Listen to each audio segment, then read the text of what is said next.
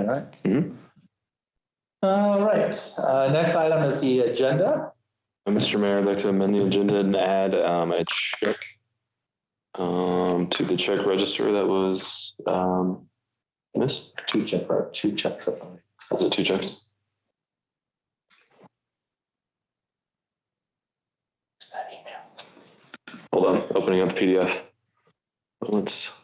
I have the, so amending the check register to run from 32,350 to 32,389. One more.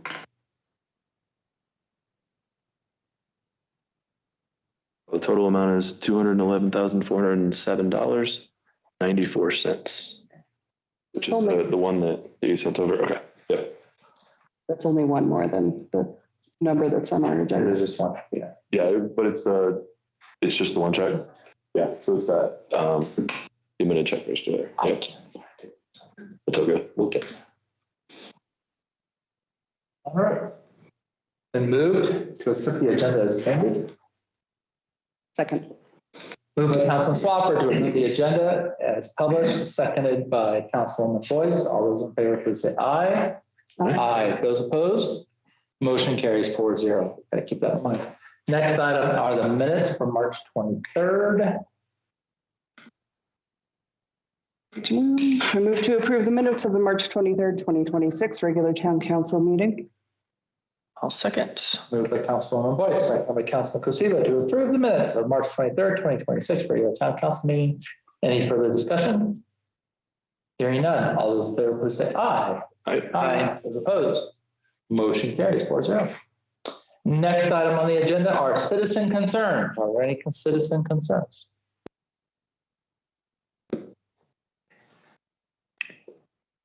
Going. Sean, any council concerns? I have one, not a concern, just a welcome to Annika Wharton, who has joined the town of Pinedale, who's working on the admin side. So we now have a little bit more robust staff going on in these offices. So this is great. Welcome on board.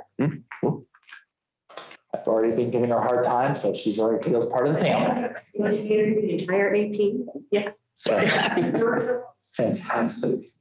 I think one other citizen council concern, Councilman Kosiba, I'm going to go ahead and let you ask some questions specifically in regards to the recent discharges from Flaming Gorge, and there is very real concerns with the Colorado River Compact and the impact it will have. I asked Dave just to think about it. I can talk to him as well, but I think it's worth our while to let's bring that up. So Abe, I'll let you go ahead and say your few words and then. Certainly. Do you have specific questions about it? I had just contacted the mayor this morning, recognizing that there may be some changes, with the pact or the compact, and also with the potential drawdown of Flaming Gorge. So just was curious on what we're seeing from the town side, and I was knew that you had visibility on it and was curious. And I will do my best to give a good and thorough update to what we know and what we don't know. Brief at the same time. Thorough and Colorado River. Obviously, the Colorado Compact has expired, and the states are under the gun to come up with either a revised agreement, or the only other way forward is what's following the law of the river. And the law of the river is the upper basin states must deliver 70 and 10, which is 70 million acre feet over a 10-year average, which is an average of 7 million acre feet a year. And that water has to go past Lee's Ferry, which is just south of Lake Powell, right below the Glen Allen Dam. I actually just drove by it when I was on spring break, because I'm a nerd. But regardless, that's where it's got to get to. Flaming Gorge is a piggy bank for the state of Wyoming and the upper Colorado basin states for delivering that water, as is Lake Powell. That's what Lake Powell is designed to do, is help the upper states meet the 70 and 10. There's not enough water in the basin to deliver for the upper states to continue to deliver. The demand has outpaced it, and we're in a 25-year plus drought in the Colorado basin as a whole. The states had a deadline that they missed in November. They're still working diligently. They actually made way more ground than I thought they would. The last meeting we had was encouraging, but I know they did not meet their November deadline. It was actually on Veterans Day of coming up with a kind of a new plan. And I know they're still working towards that. They have until the end of this year, or else what will happen is called curtailment. Curtailment is everything that's a post-compact right is curtailed or shut off until all of the pre-rights are delivered, until the water delivered, which is everything at 1926 or whatever the case may be. Our storage right in Fremont Lake is post-compact. So what that would mean is what is stored in Fremont Lake at the time of curtailment is what remains in the lake until it is used. Once it's used, it's gone. The stored water right can only be filled once a year. And so we have the right now to fill Fremont Lake, our portion of the rights, as does other right holders. They can fill their portion of those stored rights once a year and use it. If curtailment were to happen, those rights are all post-compact. Storage rights in Fremont Lake don't exist. Piggy bank can still exist and be used annually until gone. Our direct flow rights are protected. We have quite a few compact rights that are direct flow, and the town of Pinedale has enough direct flow rights to meet our demand in down most of the time, not all the time. Come August and September, the direct flow rights in Pine Creek are such that we do not have enough direct flow rights to deliver the peak flows to the town of Pinedale. So that's when we would depend on our storage, and do depend on our storage every year to deliver. So protecting the water in the lake is important. We talked to the state this year. The chances are, for the first time in history, Pine Creek will be regulated in the summer of 2026. So can we pause there? So currently we have about 18,000 acre feet in storage. And generally every year we dip into a couple hundred acre feet. We only use 1,000 acre feet a year across the entire year, all direct flow and storage rights. So we don't use a ton. And we do currently have a pipe that goes into what we call the dead pool. So if, for instance, the water had got to the absolute minimum, we can still draw our storage out from the dead pool. I have asked the town clerk, Maureen, to add a restricted fund to our next budget account of 100,000 for, what did we call it? Water drought contingency plan, or maybe water supply contingency. So that we can buy a booster pump if needed. So currently the system is designed so we can draw from the dead pool, but you just never know. We might have to buy a 50,000 booster to pull it in. So I have asked the clerk to create that fund so we have it if a moment comes we can really. It would require a public hearing to remove it out of restricted fund, so it can't just also spend it, but it would be there. So if we need it, we would be ready to go. So we probably won't need it this year, but next year, the year after. How long curtailment runs could be, we don't know. I suspect it wouldn't be long. What's probably more plausible that'll happen is there'll be regulation on the Colorado that hopefully it doesn't go all the way back to the 20s, but hopefully the 50s or the 60s or something that were at least a portion of Fremont Lake can be refilled every year. That being said, stored water rights that are stored and direct flow rights that are pre any type of regulation or curtailment are going to be extremely valuable. We're talking Gold. Hundreds, if not thousands of dollars an acre feet is what the value will be. It's interesting to see what's going to come of all of it. So we have already been asked by one or two of the irrigation districts if we would be willing to lease. We don't obviously sell, but we would lease water rights off for like a year or two. This is an opportunity where this could be, and I've heard people making hundreds of thousands of dollars.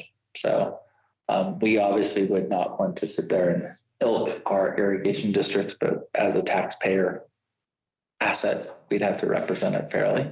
But I think at the same time, we could be understanding towards our neighbors, but that will probably be a topic that comes before the council. Ed and I begin to look at lease agreements so that we can make sure that our irrigation districts in the surrounding area could have something for their irrigation.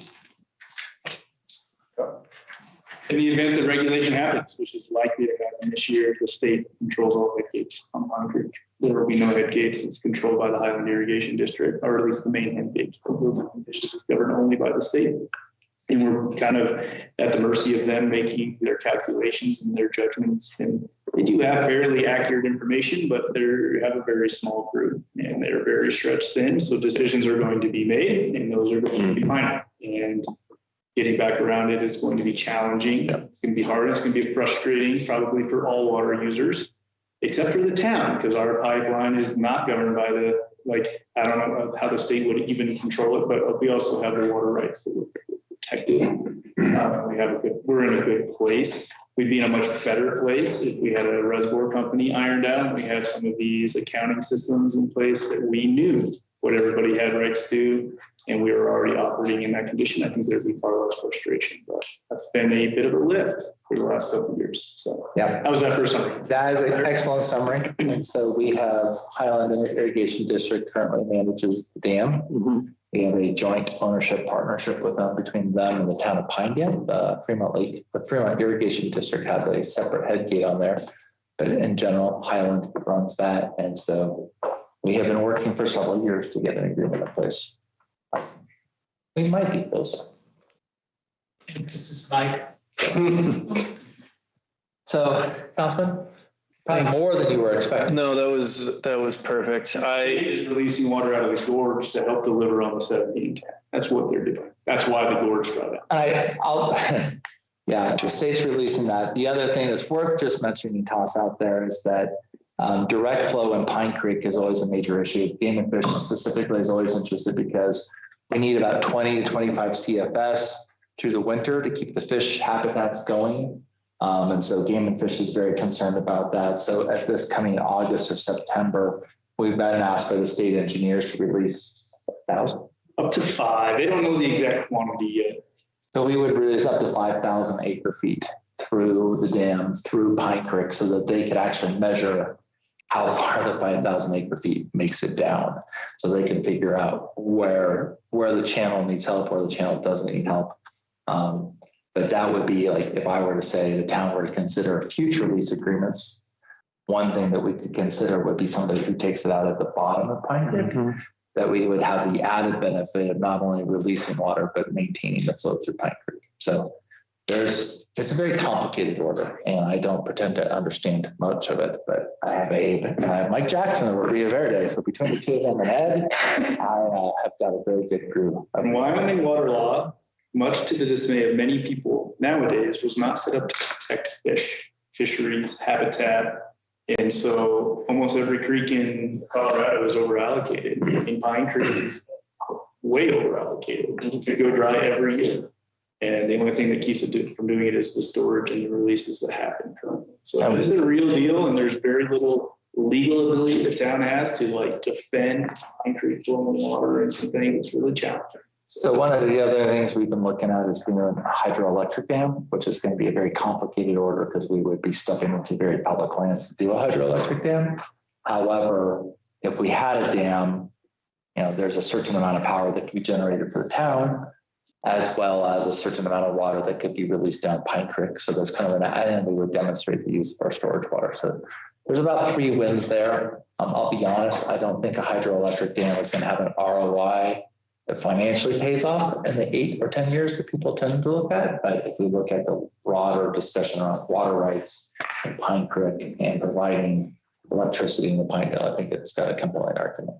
I have had one quote to finish that for about $12,000. I didn't like it, so I'm gonna fish for another quote. So, unintended. Yes, great. I won't stand out. That's fine. We don't want to upset Michael Ray then. Mr. Mayor and Council, I'm curious about Lee Ditch, because I think I know where that goes. Does it go to a ranch? Lee Ditch runs, as you probably know, it's the big concrete culvert at the back end of town that runs through, and then it goes down to multiple ranches and multiple users down. The town of Pinedale is actually one of the members of the Lee Ditch Association. Oh, okay. So Abe is actually our representative on that association, but it serves how many? 2,000, 3,000 acres. Yeah. Thank you. Yeah.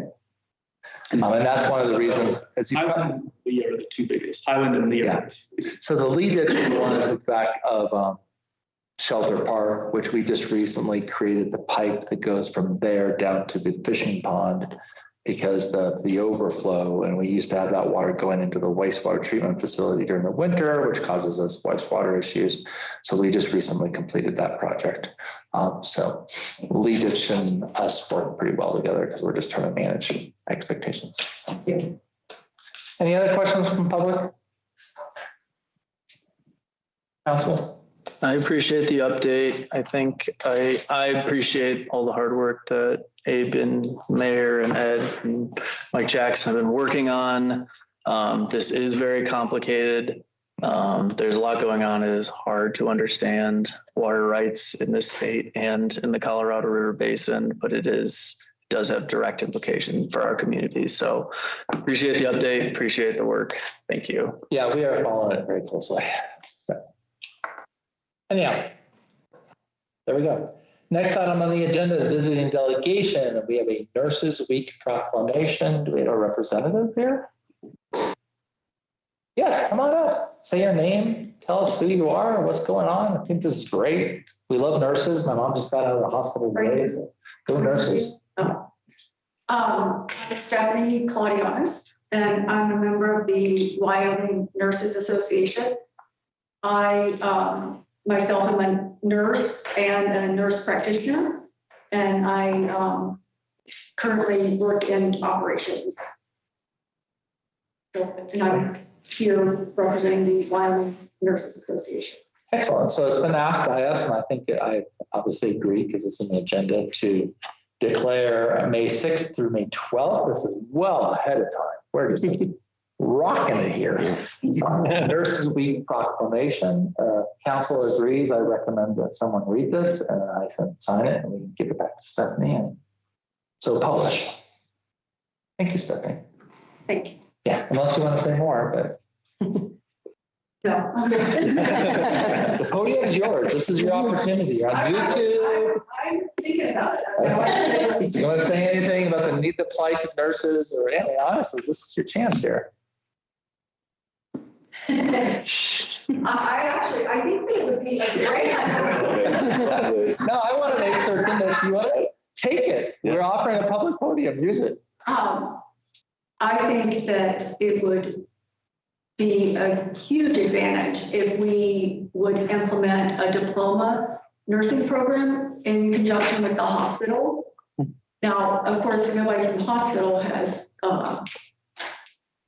said anything about this, and I don't work for the hospital. Okay. But I do work in Jackson because I have not been able to secure a job in Pinedale, which I would really like. So I feel like I'm borderline on that one.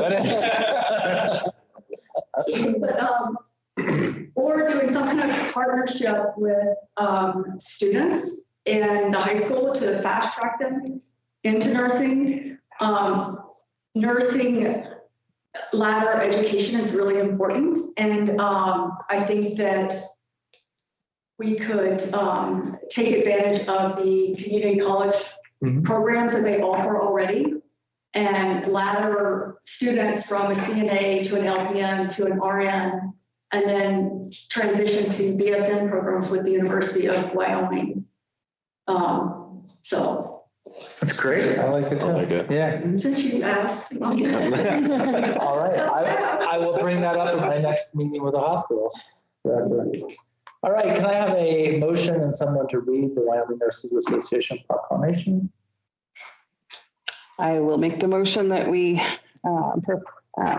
proclaim May 6th through 12th, 2026 as National Nurses Week and approve the mayor to sign the following decree. Wyoming Nurses Association Nurses Week is May 6th through 12th, 2026. Nurses Week proclamation says, whereas nurses constitute Wyoming's largest healthcare profession, providing indispensable high-quality care that is essential to the safety and well-being of all patients.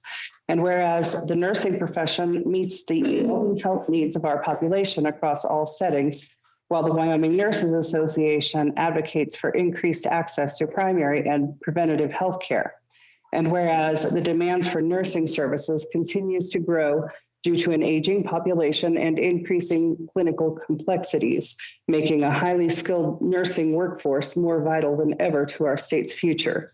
And whereas the Wyoming Nurses Association has designated May 6th through 12th as Nurses Week with the theme, The Power of Nurses, to celebrate the unparalleled impact and contributions nurses make to enrich our lives.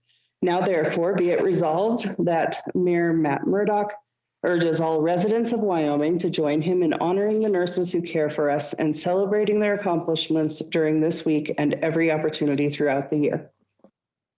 We'll second that. All right, it's been moved by Councilwoman Boyce, seconded by Councilman Kosiba to declare May 6th through the 12th as Nurses Week, which I heartily agree. Like I said, my mom just got out of the hospital today and the nurses were fantastic. She loved them all. We have a great hospital, by the way, everybody. Moved and seconded. Any further discussion? Hearing none. Everybody like nurses around here? No? Yeah. A lot better than doctors. Dare I say a lot better than dentists? But anyhow, all those in favor, please say aye. Aye. Those opposed? Motion carries 4-0. I mean, I do like, can I please don't get me wrong. Yeah, it's like dangerous territory. It'll get around. It will get around. I will hear about that. Facebook. All right, next item on the agenda is our public hearing. This is to approve the preliminary plat creating lot 1 and lot 2 of the Club Park addition to the town of Pinedale pursuant to chapter 400-23. So I now declare this a public hearing and discussion. Thanks for coming, Kelsey Canonica. Abe, lead off.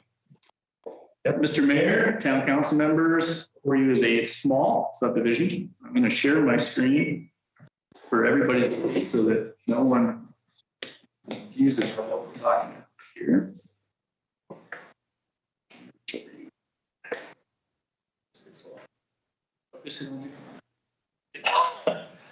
All right, so just to zoom out of Pinedale a little bit, this subdivision is in the southwest kind of corner of Pinedale. It's down here in this small yellow highlight down by the county golf course. This is a remnant parcel that is, when the subdivision happened to the north, it was all subdivided, and the subdivision happened to the south, it was all subdivided. And this is just a portion, I believe it's a portion of the southwest northwest quarter of section 4. That's its legal description at this moment.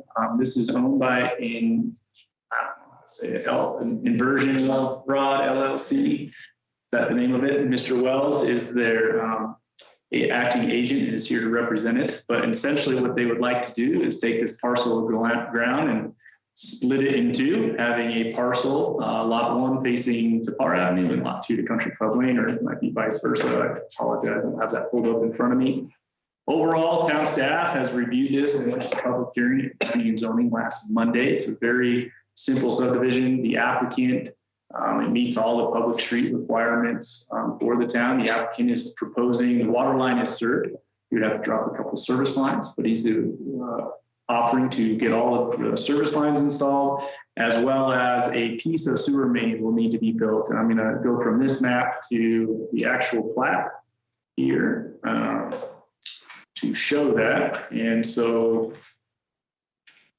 lot 1 is on the west, lot 2 on the east. And you can see there's an extension of a sewer main that extends in a new sewer easement on the north side of the parcel. That sewer easement would terminate in lot 2 and lot 1 would both be served by a sewer main. So at the end of this, the town would adopt sewer main from the middle of the street all the way over to this new manhole here, and there'd be 2 new service lines. So the water mains and the sewer main would be owned by the town. The service lines, as per usual in town code, would be owned by the applicant. Their goal obviously is to develop these affordably, but it's a pretty simple change to get it done. I see no reason to not approve it. These are the proper size, access properly, and all the provisions of town code seem to be met. Planning and zoning has reviewed this and recommended it on for your consideration with an approval recommendation 401. Mr. Wells did not partake in that conversation as a member of the planning and zoning board. I did have a couple follow-up questions that one got answered by our town engineer and Spencer Hartman. We kind of went over the sewer line. The town engineer would really like to see this final clean out be a manhole. After speaking with him and with Spencer, I was kind of fine with it being a clean out. But if the applicant's willing, I do think they would prefer a manhole, and that's what we would request moving forward in the construction drawings. And then the only other question I had was for the town attorney. Right now, the way that the parcel is subdivided is kind of how state law is completed. It was originally completed with these right-of-way easements on the town street.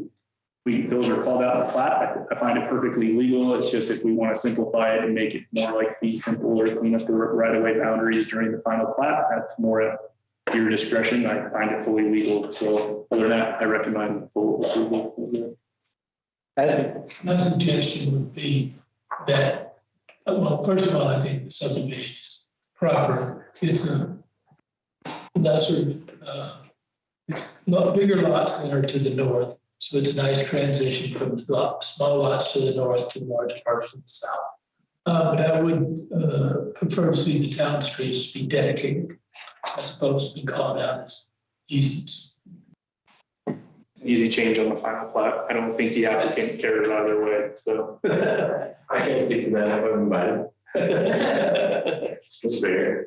So those are existing easements that were granted when that land was transferred the first time from the Redstone Corporation. So it is possible we could grant that through quitclaim to the town as decent. Not a quitclaim, it's just dedicated to the town. That's different than.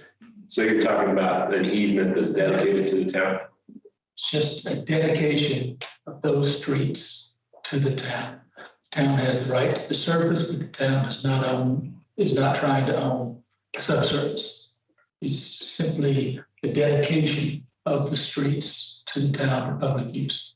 Which would just be an action by the owner. Notation on the plat. So is that different than those existing documents?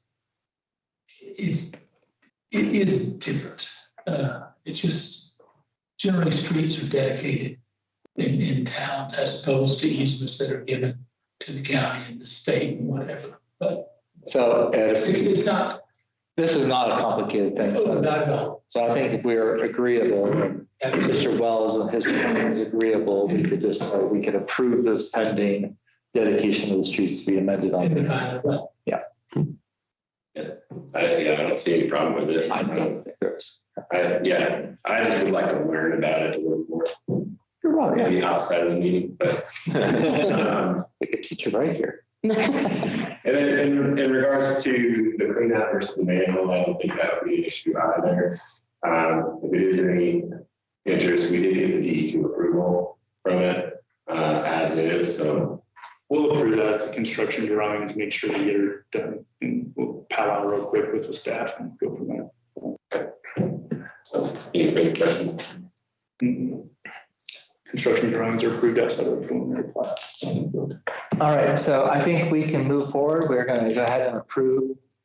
Thank you, Mr. Wells. The preliminary plat pending dedication of streets and a manhole in the final plat.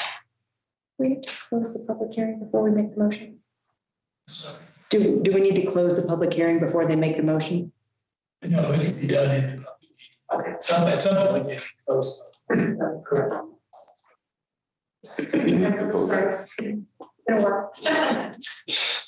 We've got 5 open public hearings. That's what I was thinking. Never closed them. All right, is there a motion? Yeah, I move that we approve the preliminary plat creating lot 1 and lot 2 of the Club Par addition to the town of Pinedale pursuant to chapter 400-23, pending the dedication of streets. And do we need to cover the manhole piece now? No? I would say just the approval of the sewer plan.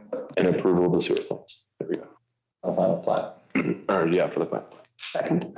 All right, moved by Councilman Swafford, second by Councilman Boyce to approve the preliminary plat creating lot 1 and 2 of the Club Par addition to the town of Pinedale pursuant to chapter 400-23 with the dedication of streets and also approval of final water and wastewater plans.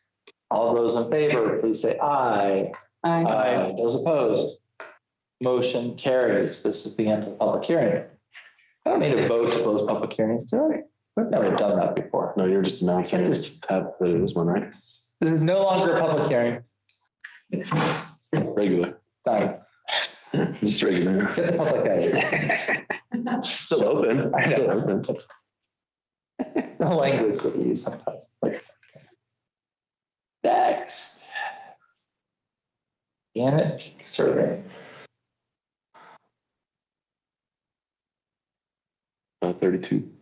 I'm almost there. Yeah. All right, next item is the consent agenda.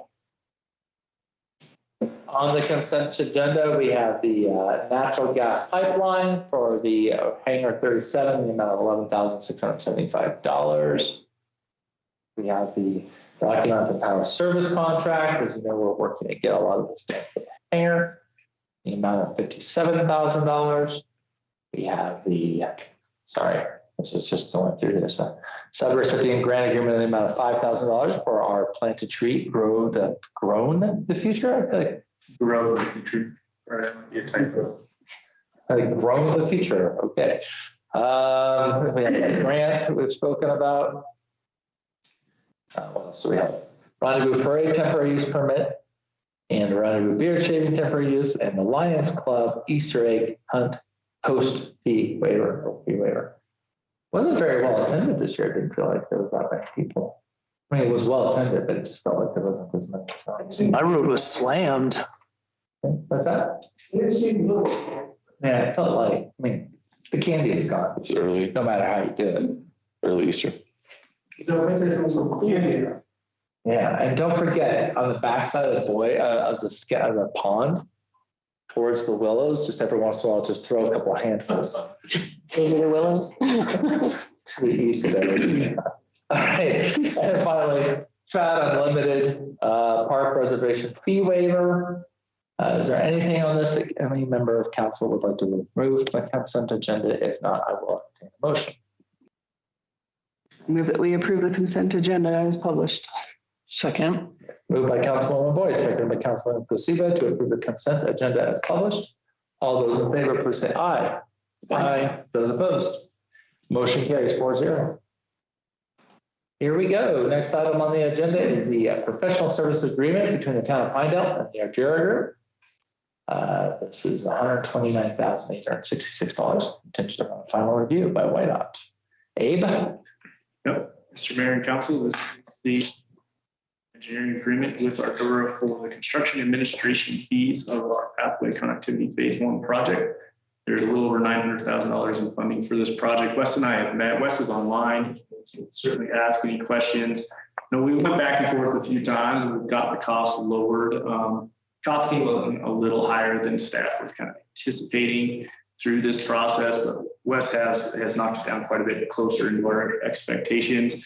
I said at this point, let's make sure we get the job done. Wes has always been really great about not spending it if he doesn't have to when it comes down to getting the project done. So I do have a lot of faith in them as we've had a great working relationship with Argera. I did get comments back from YDOT today. They had 2 amendments they requested.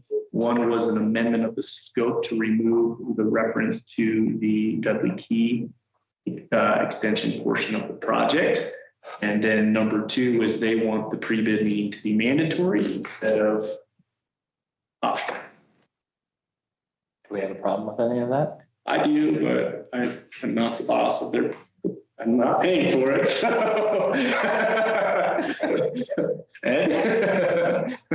Comes from Cheyenne.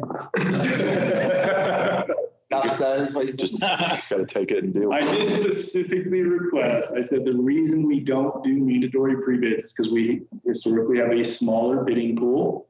And when we do mandatory pre-bids, if one contractor is interested in bid it, they happen to know 2 weeks prior to the bid, and now they know they're the only bidder. And that is a challenge in a small community like ours. And I did request they reconsider. I'm not confident that will happen. So, Do you need me to call? Yes, that their magic book says there will be a pre-bid. yes, yeah. So I did my best. Happy to make a phone call for the help. Yeah, I mean, I think as long as it's a pretty minor thing in the grand scheme of things of Argera's contract, they're going to be at the pre-bid no matter what.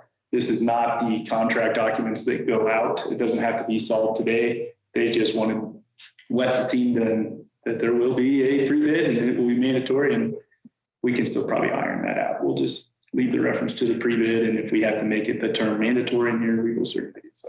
Okay, and I think it's worth calling out as well as the Ardura is using Rio Verde as kind of their local engineering firm. So, And Gannett Peak survey. oh, Gannett Peak. Huh. They're like all over the place, that company. Whoever they are, they're doing a lot of surveying. Really. I would recommend approval of the contract. All right, council.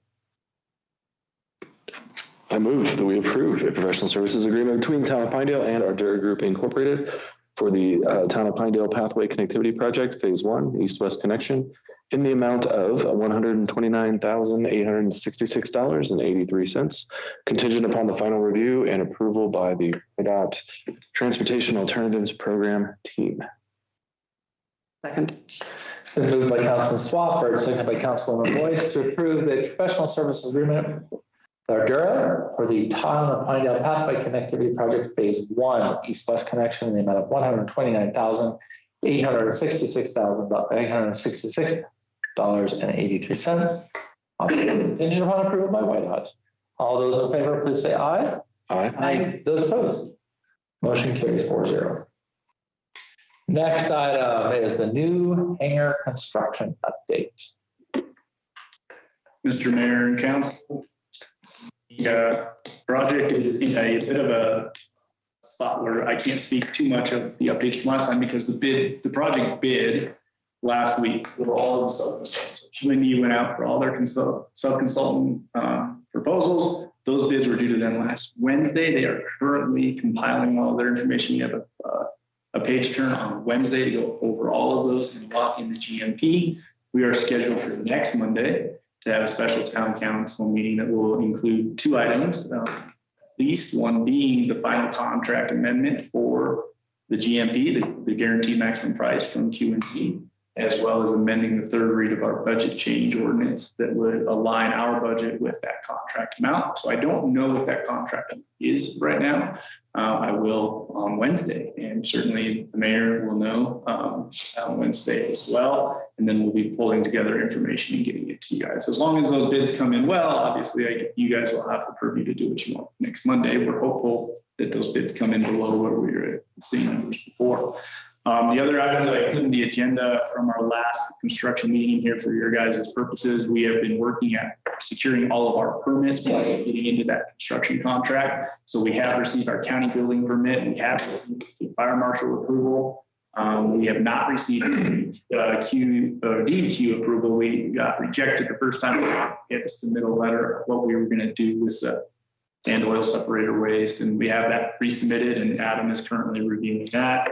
And we filed for our enlargement for our water right for fire suppression purposes, as well as the necessary 7460. So there's at least 5 permits that are necessary to get this thing underway. We have 2 of those 5 in place. Okay. Any questions on the new hangar? It's exciting. I'm very excited. I had a couple of conversations with people who were actually thinking of using it. So, Councilwoman? No. No? Any questions from the public about the new hangar? None. Likely, as we get this under contract, I won't bring it back to every council meeting, since it'll be kind of less, be more project updates. Let's bring us pictures. Yeah. Slideshows. Won't be as much moving parts as we've had. Yeah, a weekly field trip or maybe video, kind of see it kind of growing. All right, whatever. I'll see what Chad can do. It's been a really long day for me, so town council is actually my entertainment of the day. So next item on the agenda is the US 191 update. Again, Abe. Mr. Mayor and Council, this one will stay in your guys' packet for a while we keep trying to figure out these ARSs and what's going on with all of this money. But for the public standpoint, the town of Pinedale did it for almost a little over $4.1 million funded between 80% federal money and 20% state money for 100% grant to do this work. At our last meeting, we indicated that we kind of looked at this table that's in your guys' agenda, where and how that money was going to be distributed into scope items. And Brian Gray's team came up with this final chart. I wanted to put it before you guys so you knew what was there. Ultimately, that second row is what we sent to YDOT. So it did all of the scopes of work and took any leftover and put it in the holdout phase. YDOT was already planning on kind of paying for and doing. So that brings $370,000 to them in that scope to help with ADA improvements on intersections and holdout designs. The YDOT team is still pressing forward. We've made some good progress. Kevin Mitchell in our office has prepared a whole bunch of access permits that's going to start getting delivered to all of the property owners to abandoned accesses. We have 20 of them throughout the project scope. So I wanted to put this back in front of you, and this is what we're sending on to YDOT. So if you guys have any questions, certainly field them, but this is where we're at. Hopefully get some ARSs and federal agreements in place over the next 2 to 4 weeks. Questions? I just had a question about the excluding ADA ramps that's noted on a couple of those. What's that? So the reason it's excluding ADA ramps is because the state is required by touching them. Their scope includes a full depth rehab of the pavement and the repair of all ADA ramps to current ADA code and compliance. So they are doing those. Okay. That's why we pulled that out of our. Okay, that's, Yep. I figured there was a plan, but I wanted to be clear on it. And just for public interpretation, there are no traffic lights coming in the immediate future. I know there is. I'm gonna bring it up because I know. Yeah, I haven't read it, but did you? I haven't read it either. I heard one post on it. You haven't read it? I got called from Cowboy State Dave about traffic lights in Pinedale. I was clear that the town of Pinedale has been through a transportation master plan, and at this point, there are no warranted signals or traffic signals on Pine Street. And then YDOT is ultimately the deciding factor of when and how those go in on the highway. Now, personally, through our transportation master plan, I have definitely received split reviews of people who feel like we really need a traffic signal and people who feel strongly that we do not. And that's about all I reported to Cowboy State Daily, and I have not read the article. It's in there. No, we are not putting signals as part of this scope of work in Pine Street. So. I thought you were represented quite diplomatically, and I was going to joke with you earlier that Abe Pierce will be the man who brought lights to the county. I'll have to read it. Abe, they quote you throughout the thing. Never look for votes. And not a single phone call to the mayor. That's awesome. Yes. Just coming here today, there were 2 kids on bikes that nobody was stopping for. And it was right, one was on tire, the other one was, I think, a couple of months later. And it's like, if I want to stop, this big truck next to me will be arrested. And I'm passionate about this, like, I'm sorry. It could be any of the kids in town, and we've been discussing this since COVID. Haven't we? We need to have Peggy talk to Kate Meadows. No, I wanted to. I'll stand on 191 for a good several minutes, start walking out, not walking out, start walking out. But once we get our traffic, once we get those things painted, The bulb outs will be. and then new bulb outs will definitely help. But Gives a pedestrian more in line of sight. that's right. Yeah. And the distance will be shorter. Mm-hmm. And as Abe will always tell you, that as you constrict traffic flow, people tend to slow down. Yeah. Makes sense. That's one of his favorites. It doesn't work plumbing. It doesn't work plumbing wise, does it, Spencer? But if you're restricting. It was faster. All right, thank you very much. Next item, Census R&I annual renewal. Spencer wants to spend some money. I don't want to, but we need to. I know. This is all on Spencer. That's what he gets for coming to the meetings. So there's a couple of different things going on.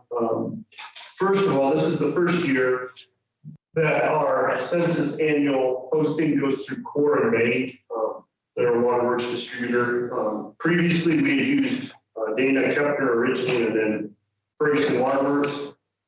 And in Census is one of these companies. Census provides all of our meeting equipment and the hosting. And they're one of those companies that has approved regional vendors. And so you, based on where you're at, you have to work with the company they choose. And they changed some things and made Core and Main what we're working with. So this will be our first year hosting through them. Well, technically last year we hosted. They forgot to bill us. So there is a free year of hosting in that. I don't hate that. So how do you forget that is, I don't know. We're not going to complain based on the cost. In that there's a software application that we use to do our utility billing. So it's how we use Cassell, our billing program, pulls the meter reads out of the census database and marries things up so we match address with meter read. And we've used Logic as the software platform since we installed the meters in 2013, 14. And I've heard for a couple of years since it's going to sunset that system. They had a newer system, and every time I've tried to understand, do we switch, will it be beneficial? Never got a clear answer until a little bit ago. Our Core and Main representative called me and said, Census is turning Logic off in May, and so everybody has to move to analytics. So with that, there is this bid proposal. The first line, line 10, is the setup fee for $3,800. That is the cost for Census to upgrade, do all our data, set everything up. The second line, integration standard. This is, I tried hard to get clarity from Core and Main about this charge because I was told that this may not require, we may not be required to spend this money if it's easy to sync the two as has been done in the past. However, I have not gotten a clear answer. So as we present this, I think it would be wise to approve the entire cost, but understanding I'm working hard with Census and Cassell to try to avoid having to spend this money.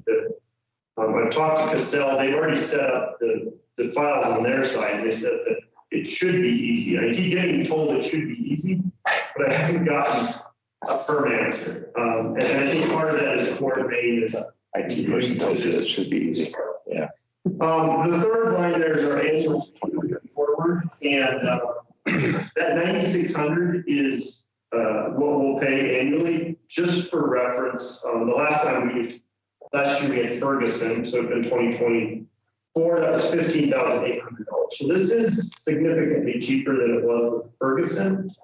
I don't know if that's the switch to analytics or just Core and Main is able to do it more competitively, or I don't know.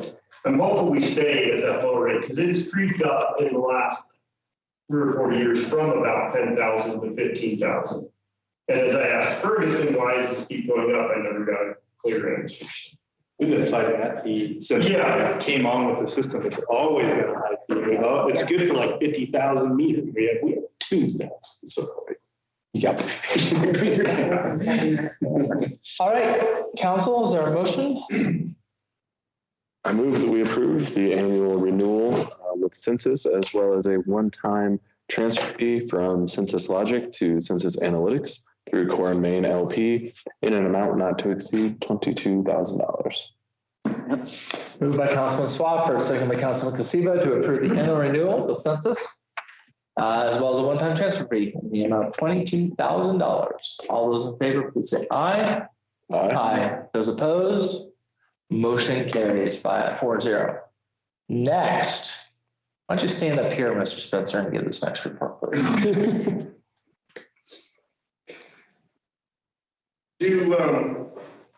This is going to be, EPA compliance update. Give a title to this section of our discussion. I prepared the letter, and would you like me to go through a discussion kind of the situation, how we got here, or do you have some questions before? I think you should explain to council and public about how we got here. Okay. So, as I mentioned in the letter, we are given each year a fairly significant list of testing requirements for all of our water testing for the EPA. And each year, once we get that list, as we look through it and see what we need to test, we will send off most of that testing, something we can't do in our in-house laboratory. So we contact typically Energy Labs in Casper's, where we do most of that outside testing. And we will request the bottles needed to test, and we'll give them the broad category. We need VOCs, SOCs, VOCs being volatile organic contaminants or synthetic organics, so on and so forth. And in that, we trust that the laboratory knows that we're a public water system and what specific things need tested for. And in that supplement I put to the letter, you see that there's on some of these between 15, 20 different contaminants, most of which I cannot pronounce. Very complex chemical constituents. So last year, as usual, and our testing requirements last year, 2025, were no different than we've had in previous years. So we requested those bottles. Once they came, there were some things that were out of order in the bottle order, and so our staff went back and forth with Energy Labs several times, having to ask for extra bottles. Finally got all the bottles packaged up and sent. We thought all the bottles, sent it back to Energy Labs. They ran all the tests and provided us lab reports. And when we got those, as we typically do, open up and look through, and everything seemed in order to us. And that is where the breakdown from our standpoint, I did not do my due diligence to ensure that every single contaminant that should have been tested was. However, we requested volatile organic compounds, VOCs, in addition to the SOCs and IOCs. And in conversations with the lab, they said we didn't send enough bottles. That was our mistake. And further, we should have called and said that we didn't have enough bottles to perform the test that you requested, but there was no communication back to us. And so we looked through the results, filed them away, sent them off to the EPA. And then that's my kind of second area of frustration, because the EPA waits until your testing year is done, and then they'll look through and say, oh, you didn't test, rather than, towards the end of the year going, hey, you're supposed to test this once a year. We haven't seen anything.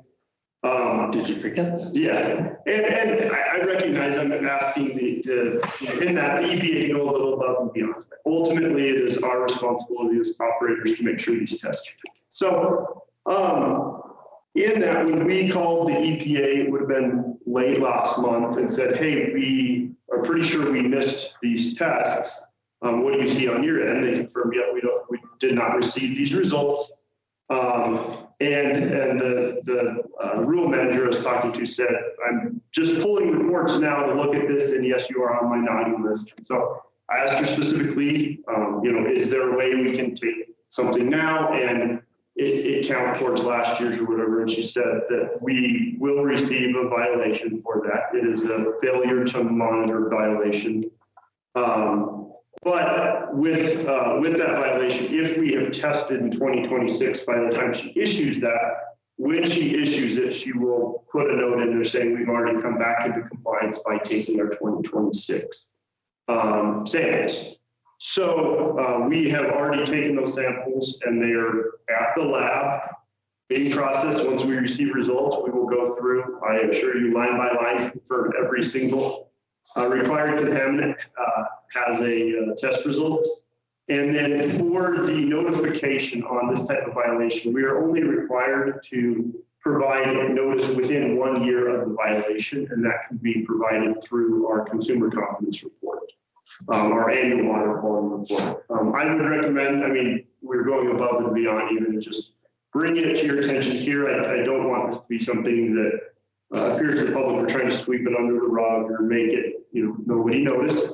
And as staff, we're committed to making sure this type of mistake doesn't happen moving forward, that we're looking at our results more carefully. We put a level of trust in the laboratory that they did not honor. So I know that's a lot, but questions? There's a guest. There's a guest. Sorry, I wasn't sure. Sorry, I wasn't. Sorry. I didn't know there was Dana around. So any questions that you have for me? Council, any questions? How many of you kind of a little vague, not that I need you to go into depth because I know you can, but how many of those tests did they not receive then? So it was the entire category of vault or organic compound. Well, and in that, so if you look through that lab report, there is a small section that says VOCs, and that I don't understand if that's a subcategory of one of the other ones, or they tested a few VOCs in our lab reports, and that's where the breakdown on my part is. I saw VOCs in a lab report, my mind checked, and moved on. So I apologize for the oversight, but. And you said the 26 samples are already at the lab, and from, as best you can estimate, from process to get back to you, to get to the APA, to get back into compliance, what do you think you're? So we should have results by sometime next week for those samples. And one of my goals, in addition to get them as soon as possible, is I will be in Casper next week at our annual water training conference. The EPA, many EPA staff will be there. And so I intend to hand deliver and ensure this is correct. And then also just face-to-face confirm these will clear the violation, will put us back into compliance and make sure that all of those loops are closed. I fully understand where they're at and they know where we're at. So there's no fine associated? No. The only instance of a fine would be if we totally ignored this, said we're not sampling this year either, and never are. Okay, yeah, cool. As far, I mean, I don't want to downplay a violation because it is a serious thing. However, there are communities that face these for things that are even outside of their control on an almost annual basis. So it's serious. We will do everything we can to prevent it, but also there's a lot to manage within the water system and the testing. It's a complicated thing. Any further questions? Any questions from the public?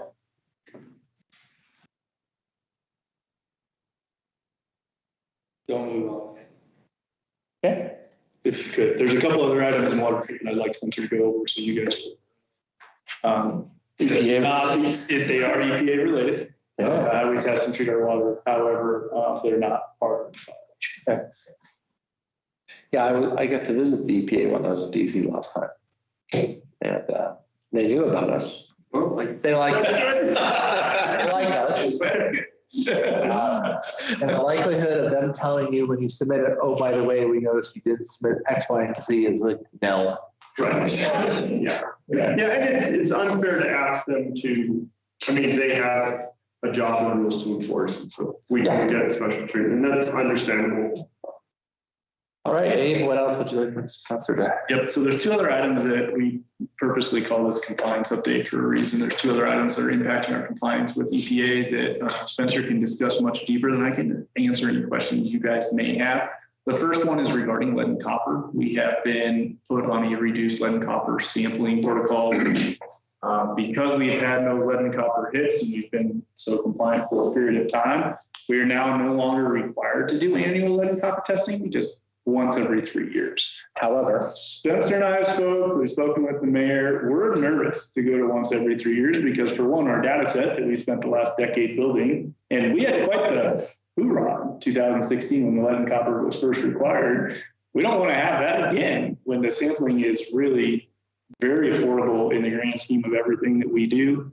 And so we're only required to report once every 3 years. It's our recommendation as staff that we continue to do lead and copper annually. It does two things for us, three things. For one, it allows us to see if there's something that changes and be able to react responsibly and about it. Number two is it keeps our data alive and we can see trends that are doing things.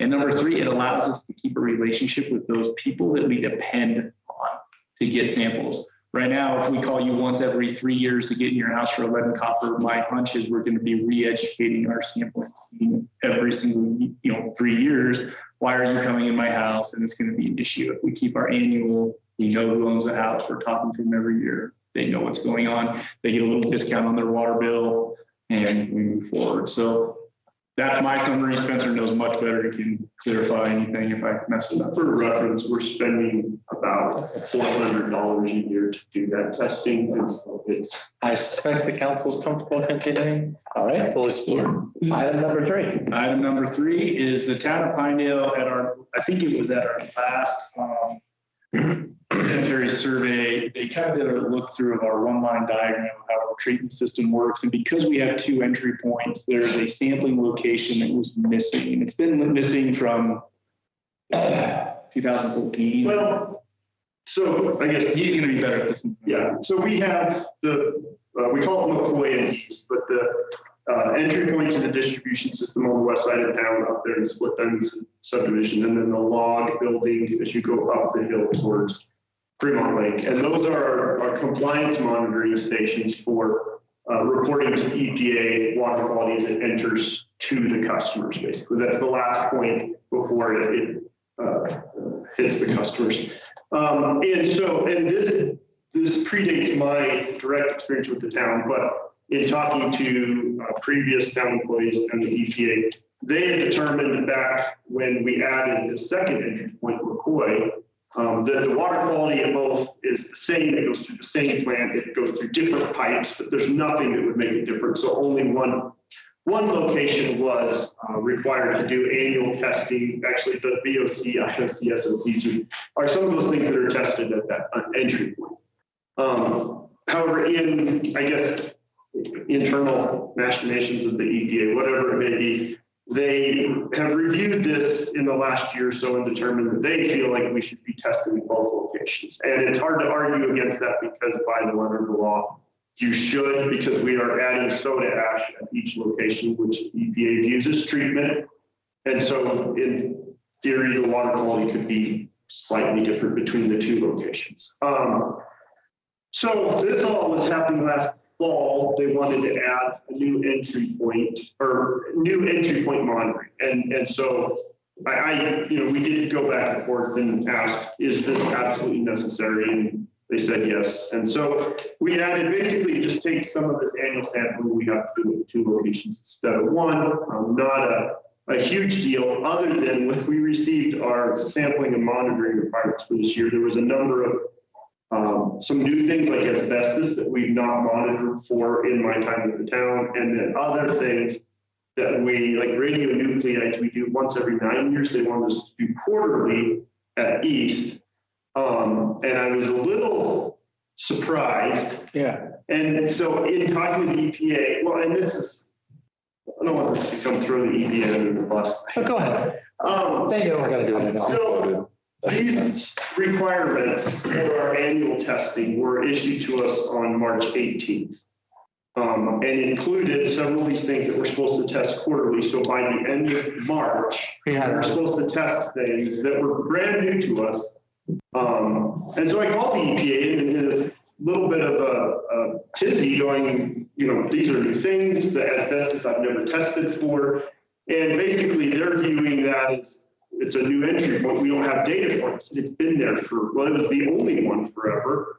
The water's been flowing through there for decades, but talking to the rural managers, they said, well, asbestos we have no data on, so we just want 1 sample. I know it says quarterly on your paperwork, but we really just need 1, so we have data that you don't have asbestos, and then you won't have to do any future monitoring. And then I talked to the person on radionuclides, and they said, yeah, I know it says quarterly, but we just need to see 1 that is the same as the other side of town, and then you won't have to do quarterly. Which is a very frustrating thing because they send you a document that says this is what you have to do. And then you call them and they go, well, we realize. So you needed it right in saying it's going to not have to happen next week. Right. And I'm working on getting that out of the otherwise form letter. 3 years later, you'll find out that The one thing they did do is change in their database to say that those initial, there's no monitoring required in first quarter 2026 because we didn't even have the time to get bottles. The asbestos can't even be tested in Casper. We're having to send it to North Carolina to have it tested. So, is there a time limit on these testings? For how soon the lab gets them? Yeah. The asbestos is 48 hours. We had to overnight it back to North Carolina. We didn't have to like buy a car to drive something. No, I was hoping that town paid. I was like, So actually, we did a lot of this testing that they want to see just the baseline data. We got it done. I'm hoping I have those results by next week. So when I am talking to the EPA, we will get it in writing as well. Because if it's not writing, you're going to be good at it. But I intend to sit down with the EPA folks. We also have the current EPA regional manager who oversees all of the EPA programs, not just water, but he's made an effort last year and said he's going to come again this year to the conference in Casper. I intend to, if I get a chance, just discuss with them the frustration of giving the requirements that they go, oh, we realize you can't do that. Really, this is just what we need to see. And well, an email saying such would have been very helpful when I got my results a quarter of the way into the year, or my requirements a quarter of the way into the year. So, yeah, that's a little window into your world, our world. And so I appreciate the council's support through all of this because it is challenging and it's important to our constituents, but some of it's just hoops we have to jump through also. well, it was because when I was in DC, like one of the drums I banged on really hard was the number of requirements that they are making on local water systems. Like Pinedale sits in a very fantastic place that we actually have the staff to do it. But if you did consider a couple of the other communities in the state, they, to your point, they don't turn it in because they just can't. It's extremely difficult to know. I mean, I would say our staff is probably some of the better, especially with Gracie, understanding lab procedures and sampling things. And we struggle to make sure we're meeting. If you're one of two dudes that mows the grass, does the water system, right, dog catches, this would be. And part-time mayor, you're all set. I can name a town with that, but anyhow, so. All right, any further questions? I think you're doing a fantastic job. Thank you. No, thank you. We appreciate it. It's a very complicated order and you're doing a good job, so keep it up. Thank you. Yeah. All right, that ends our routine, our other time business. Next item is ordinance 738.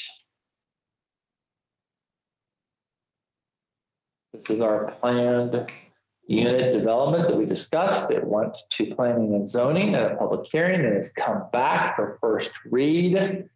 I understand that there might be a few tweaks when we get the second read once Ed has done a final review on things, just in case. But I'll go ahead and let Abe, you want to start off? You can lead the discussion. I think it's pretty straightforward and most of us have already agreed to it, but it's worth.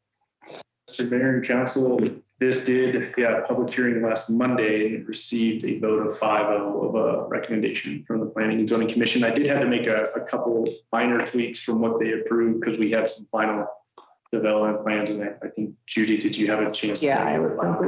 Was that what we were aiming for? Yeah, I think it looks like what we wanted. Good. So I had to make a couple of minor tweaks, and then I actually include a simplified process flow chart for what a PUD looks like. I do think that flow chart, if anybody's asking you a question or doesn't understand what we're talking about, I think it does a decent job of showing the process of what we would expect to happen. Anyway, with that being said, I don't have any major questions. Obviously, it is code, so giving it a good comb through is good, but generally speaking, I think we've spoken about it often. If anybody has questions on the process, I could answer them. More importantly, if there's questions on the code or any of the requirements, it's fine. Council, any questions? None. Yeah, I'm good with this. I think this is a great direction. Ed, did you have additional changes that you might make? I think it's a good starting place, but by that I mean invariably we'll come back once a year and say, oh, we need to change the operations. Why does it? I think it's a very good start. Change one of the boxes or something. Yeah. Councilwoman, anything you want to add? No, we've spent a lot of time on this and worked through it and changed things along the way. And I think we're all pretty happy with where we've landed from planning and zoning. Mr. Wells. Yes, sir, Mr. Mayor. One thing that I a notice is in 475-401.22B. You said turn there. It discusses the minor modifications that are allowed from the preliminary development plan to the final development. And this is it's a very important thing. We spent a lot of time on. But one little nuance, number one, it says the units do not increase more than 5% or decrease more than 10%. So it does allow for an increased area unit. And by default, that would decrease your open space. So line 3 says open space is not reduced or diminished location. Accessibility, visibility, usability. So I think there needs to be a little bit of flexibility both ways there, just to prevent something like what Ed said down the road. If, you know, I could see that being a hang up, but. I mean, I guess in theory, if there was an increase, then you would have a decrease in the number of units to compensate for the increase in the size of the units. By default, yeah. Yeah, by default. But that may not be what we want to do. Right. Yeah, so it's very, we spent a lot of time on this, and I think this is one of the most important pieces of the PUD application is just that the things that are promised in public hearing for the preliminary development plan do in fact get delivered when the development is happening. But practically speaking, there needs to be room for some changes. That is where this comes into. So administering that, trying to make that as clear as possible for your staff to review accurately and not be held to. Could you have something, sorry, I'm going to cut you off, Mr. Wells, but could you have something in item 3 where open space will not be reduced by any more than X%, so that if there happened to be an increase on one side, there is a bit of flexibility. So you could say, well, I have another 5 or 10% on open space. I could go down if I was allowed to compensate, or we couldn't go there. So you could have like a min max on your open space reduction or as well. That'd be. Or be limited by saying you can have an increase in units, but it becomes a matter of density, not increasing. But so it has an impact green space. Yeah. I don't know what the discussion was. Well, how about we make that a point of discussion for an amendment, a proposal for the next second reading? We can think about it, because I don't disagree. I think item 3 is going to have to be amended to some degree to allow for the flexibility of what's going on in number 1. I think as I was looking at it, I was thinking like, you know, you have the ability to change this building and that building, and within that you still maintain the same overall size. So building A goes bigger, but building B goes that's smaller. because it's units. Units can increase or decrease. So if you building A becomes 5% bigger, then maybe building C becomes a little smaller or something. That's kind of how I was looking at it. But I'm not objecting to what Mr. Wells is saying either. Let's look at that and come back with some ideas on the next read. I don't think you're wrong. I think it's a good point. Is there anything else that jumped out at you? I think it's just important to understand we're trying to be considerate of the amount of investment that owners are going to have to introduce and when. Yeah. And so when the preliminary plat is presented in public hearing, at that point, we wouldn't expect them to have, let's say, 90% architectural plan, because that's expensive. So because they're going to be at maybe 10% architectural plans, you'd expect the design to change and grow or move, you know, and that's why we have this flexibility in there. That makes sense.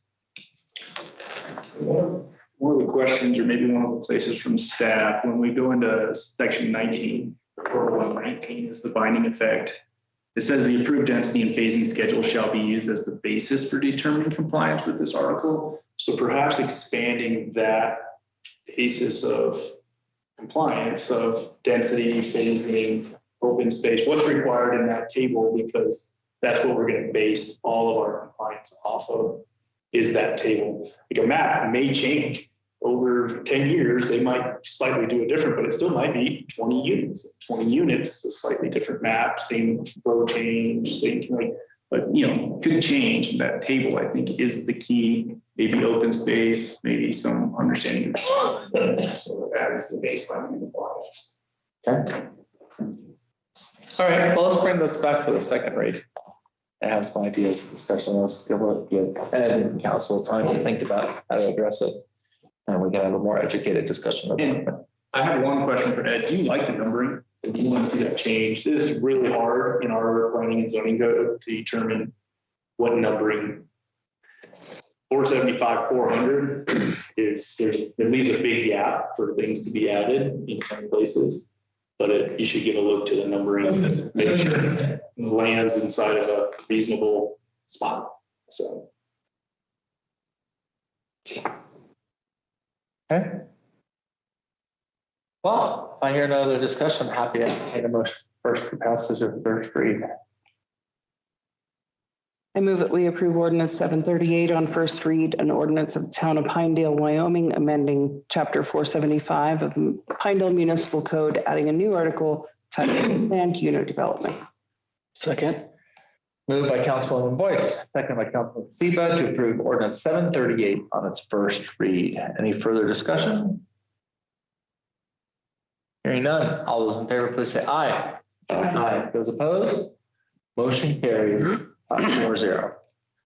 All right, last item on the routine business. This is the bills.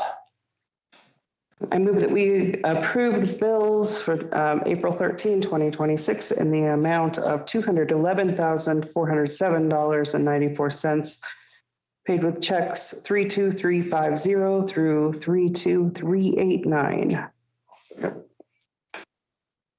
All right, it's been moved by Councilwoman Boyce to pay the bills of April 13th. The amount of $211,000, how much? $407.94.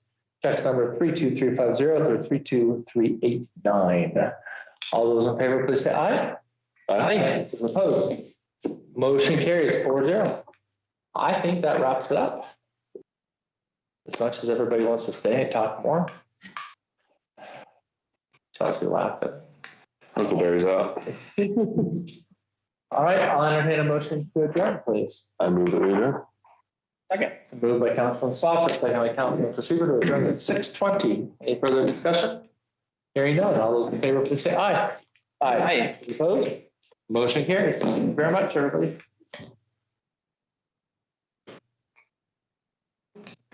Anybody else put in?